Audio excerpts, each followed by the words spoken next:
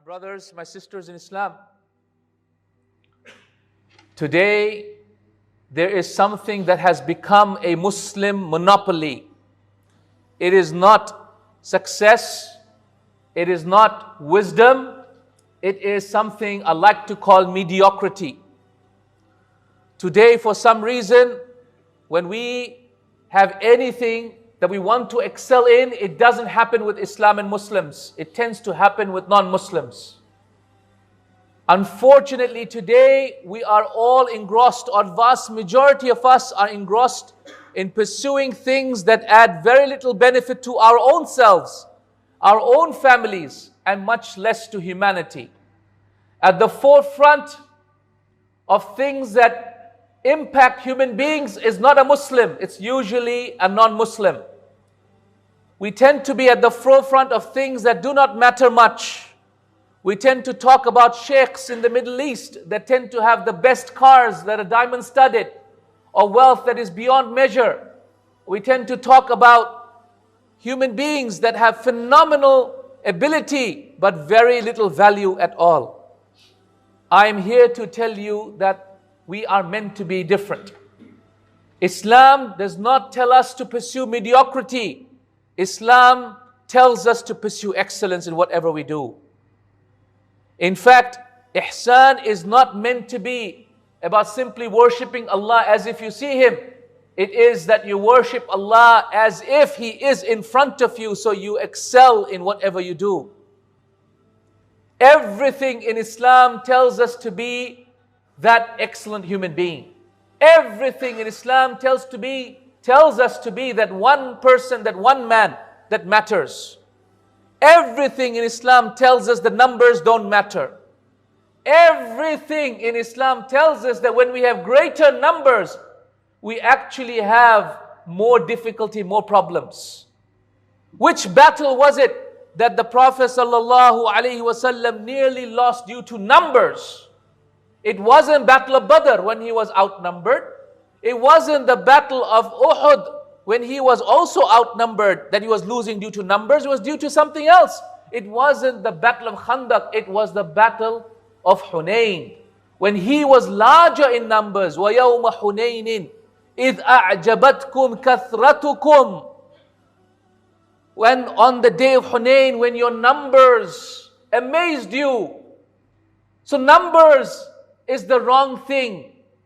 And as any leader will tell you, any CEO will tell you, the greatest problem with success is success itself. The greatest problem with results is results itself. The greatest problem of money is money itself. The greatest problem of cash is cash itself. Is the false sense of security that you get, that I have the numbers, I will win the battle, I have the cash, I will survive. It is success itself that is the greatest enemy of success. It is numbers that is the greatest enemy of results. And that is why the Prophet ﷺ told us in the authentic hadith, an army of 12,000 will never be defeated due to numbers. So we will never be defeated due to numbers. On that day, the Sahaba said, is it because we are so few in numbers? Is that why we will be downtrodden and the earth will eat us up and the people of the world will try to fight for our resources? No, the Prophet said, ﷺ, he said, you will be large in numbers like the foam in the ocean. Countless are the numbers of Muslims, but we have no value. We have no value at all. My brothers and sisters in Islam, I want you to ponder on the following thing. And that is that Islam only needs one man. Islam, Allah only needs one man. To a nation, Allah sent one man. To all of humanity, one man. He never sent armies. One prophet of God. One Nuh alayhi salatu wasalam. One Ibrahim. One Lut alayhi salatu wasalam. One man. One man sent to the Ad and to the Thamud. One man, Hud. One man. Just one man, that's it. All we need is one man. Can this room not provide that one man? Can you not find that one man amongst you? Or do you need a medical examination? Do you need to find your manhood amongst you? All Islam needs is as one man to rise up. And we have always risen up when one man has taken that responsibility on his or her shoulders. Every single time one person has said, I will be that person, is the one who won. And whenever we say, I don't need to be that person, I don't want to excel, I don't want leadership, like this mentality we have in Malaysia, I don't want to excel because I don't want to disappoint myself, I don't want to disappoint others. The more we think like that, the more we think that one man is not me. But everything in Islam tells us to be that one man. The Prophet ﷺ said in an authentic hadith, 3 hadith I'm going to share with you today. The first thing the Prophet ﷺ said is that every 100 years Allah will send one man. Right? One man who will change for the people their religion. Will revive for the people iman in the hearts. The mujaddid of the qarn, mujaddid of the century, one person. And it is the right and the duty of every Muslim man to be that man. To desire to be that mujaddid. Ana laha, I am that person, we should be saying. Because if we do not do that, the real danger is not that we will not be that person. The real danger is that no one will come in that century that will revive the ummah. Ana laha. Every prophet of God never ever put down the mantle responsibility. When Musa ﷺ was chosen, he did not put it down.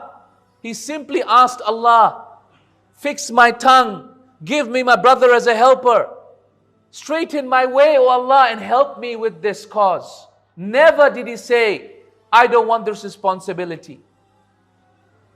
Every single Muslim must ask Allah subhanahu wa ta'ala to be that one man.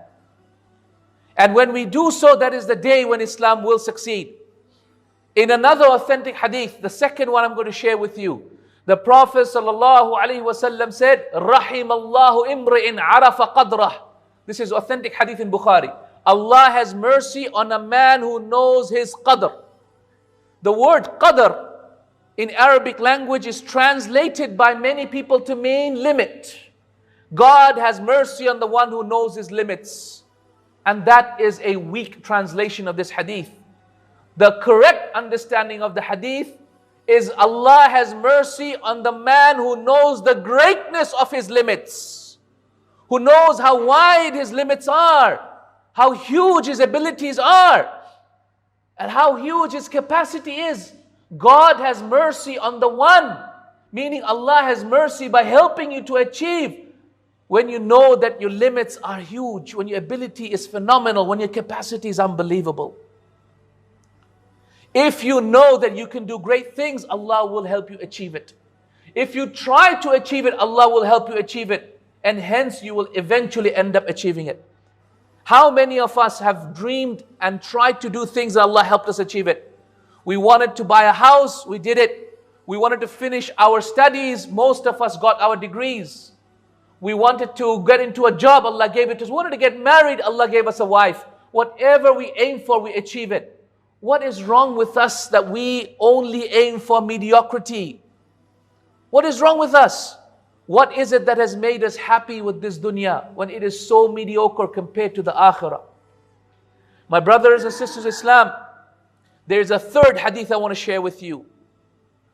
And the Prophet ﷺ, he said, Kullun muyassarun lima khuliqa lah. In the authentic hadith in Bukhari, he said, every person is helped by Allah when they pursue their purpose. Lima khuliqa lah, for what they have been created for. If you pursue what Allah has created you for, Allah will help you. Have you ever found that you started studying engineering and then it's so hard for you, just not finding the passion in it? Exams you're failing, You can't make yourself go to the class. Have you ever thought that perhaps you were never actually meant to be an engineer? You're only doing engineering because you saw your dad being an engineer, so you wanted to be an engineer. You're only doing engineering because someone else's vision and dream was for you to be an engineer, not because of yours. Have you ever thought you're living the dream of someone else, not your own? And that is why you're not finding passion and strength in it? Perhaps that is the reason why you're not finding passion and strength in it, because you're living the dream of someone else, not your own. So my jacket has a purpose. This recorder has a purpose. My cap has a purpose. My shoe has a purpose. My car has a purpose. My glasses have a purpose. And I don't have a purpose? How is that possible? Which fool thinks like that? Except someone who has been fooled by this dunya. Kullun muyassarun lima khuliqa lah. If you follow that which you have been created for, Allah's help will come. If you do not follow that which you have not been created for, Allah's help will not come, therefore, from this hadith.